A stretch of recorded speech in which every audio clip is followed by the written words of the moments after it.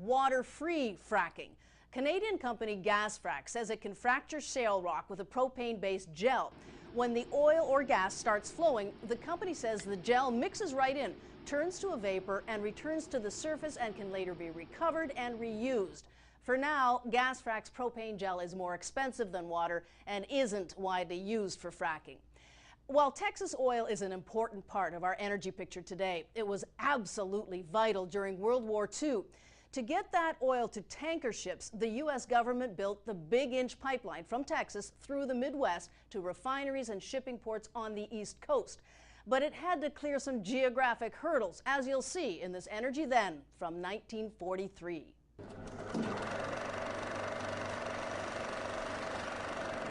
Constructing an oil pipeline from the Midwest to eastern points in the United States, engineers are forced to cross many a mighty river. Big Inch, as the line is called, now has another waterway to hurdle. So they plant tons of dynamite to blast a bed for the pipe beneath the river's bottom. Now hold tight and watch for the explosion.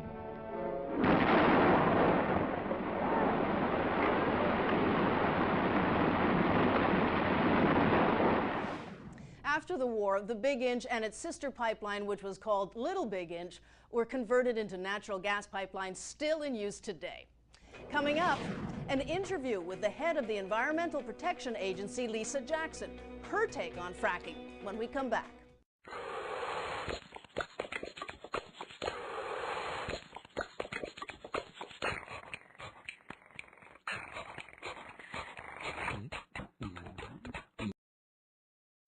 Hi, I'm Monique O'Grady with a smart homeowner energy efficiency tip from the Alliance to Save Energy and Energy Now.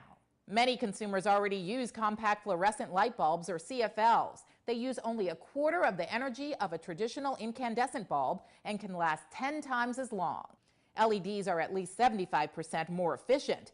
They are pricey but can last about as long as a traditional mortgage. A new energy-efficient halogen incandescent bulb costs about $1.50 and has the same look and light as the old bulbs. Replacing just 15 bulbs with a combination of the new lighting saves you $50 to $100 a year. Energy-efficient lighting choices, just one simple step you can take to save energy now. Welcome back. Without horizontal drilling and hydraulic fracturing, the shale oil and natural gas booms wouldn't exist. Critics say the drilling can contaminate groundwater, claims being investigated by the Environmental Protection Agency. EPA Administrator Lisa Jackson was in Madison, Wisconsin this week to speak with university students and with young budding scientists at an elementary school. We caught up with her to talk about pressing environmental issues, including fracking. The EPA is doing its own study of the environmental impacts of fracking. From what you've seen so far, should there be new federal regulations? It's too soon to tell, Dahlia. You know, we're doing a congressionally mandated study of the impact of hydraulic fracking on drinking water sources, and we're taking a life cycle approach. We've announced that the earliest we'll start to see some preliminary results will be next year. Of course, if we see something along the way, I've said we're not going to keep that hidden, especially if it has a potential impact on the environment or health, but we have no data right now that lead us to believe one way or the other that there needs to be specific federal regulation of the fracking process. A study in Wyoming just came out, your own study, that detected contamination of aquifer water. Does that concern you? That was near natural gas fracking. Well, certainly any detection of pollution is something to be concerned about. We met with state officials, then we met with local leaders, and we also talked to the company involved, it happened to be Encana, about our results. And we have results from 2 additional monitoring wells, and they are of concern. One of the things that I think is important to recognize is that that particular formation in Wyoming is a fairly shallow formation, excuse me.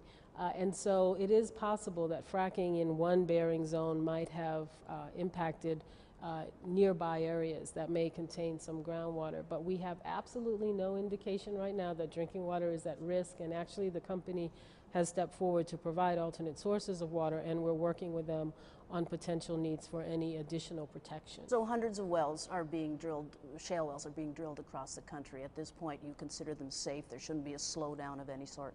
Well, you know, what we consider is that they are regulated already at the state level. The vast majority of oil and gas production is regulated at the state level.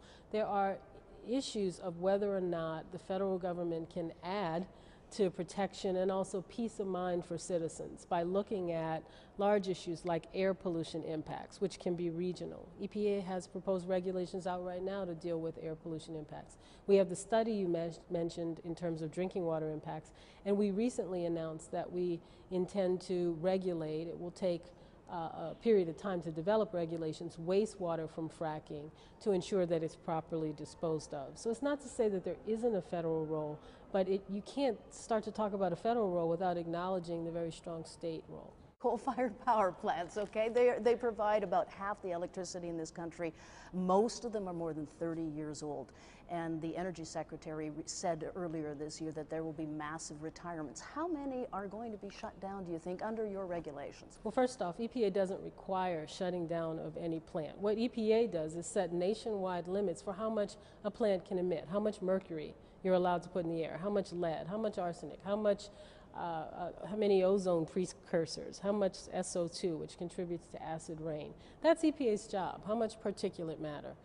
Then it becomes a business. Once EPA sets those rules and sets a national standard, a business has to look at their portfolio and make a decision about whether to invest in plants or not. You know, coal is less than 50% of our generation now.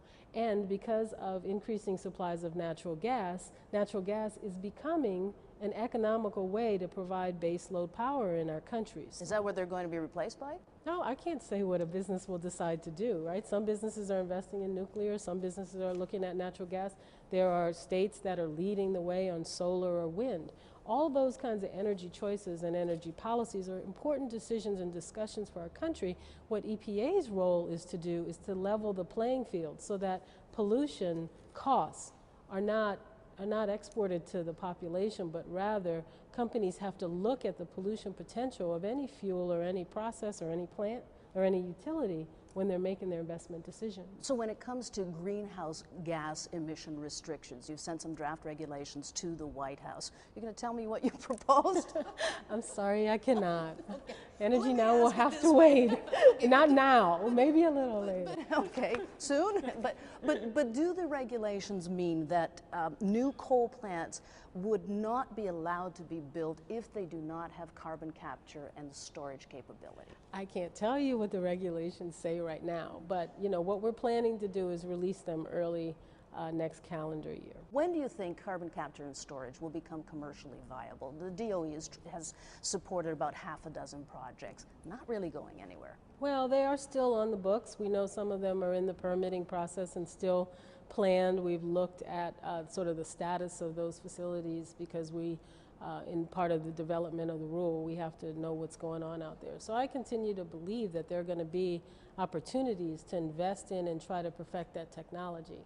I don't know. I know it can be years, maybe decade or more until we have a technology available at commercial scale.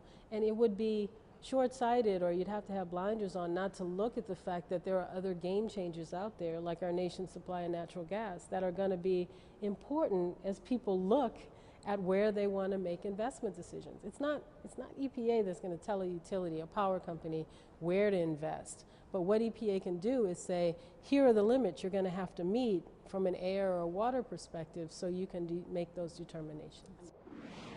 You can see more of my interview with Lisa Jackson on our website, energynow.com. Also, check out our blogs, get the latest energy news, watch video extras, and be part of the energy conversation on our website. And reach out to us on YouTube, Facebook, or Twitter. Search for us at Energy Now News. That's it for this week's Energy Now. I'm Thalia Shuras. See you next week.